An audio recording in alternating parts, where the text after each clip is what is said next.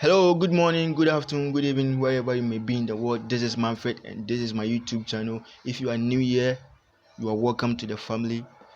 To all my subscribers, God bless you. Today we are going to do this logo design very fast. We want to bring in the sketch that we did earlier on, so that we can just go fast on this. We just want to lock it, so we have done that. We want to bring in our line tool so that we can draw out some lines. All right, so select the stroke, we disable the fill, we draw out our line. Our vertical line is done. There are two ways that you can do this. You can just copy and paste by selecting the pick tool, as we are going to do right now. But if you don't want that, you can just use the control key plus D to copy and paste.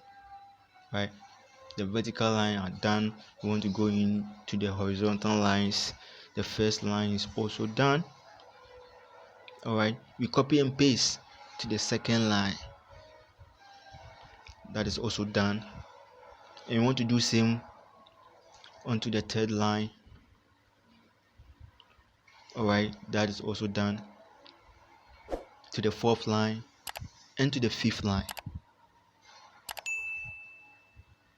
All right, we are done here. So we want to go diagonal. We want to select the line tool again and go diagonal, as we did for the horizontal and vertical. Our first diagonal line is in. We just copy and paste. Right, guys, copy and paste, copy and paste. All right, that is done. That is done.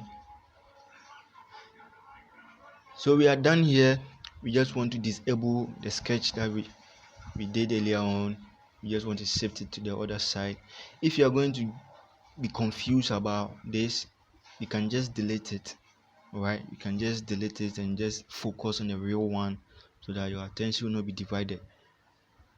So now we want to disable the stroke and we want to enable the fill, so that we can get the areas that we want to fill very correctly.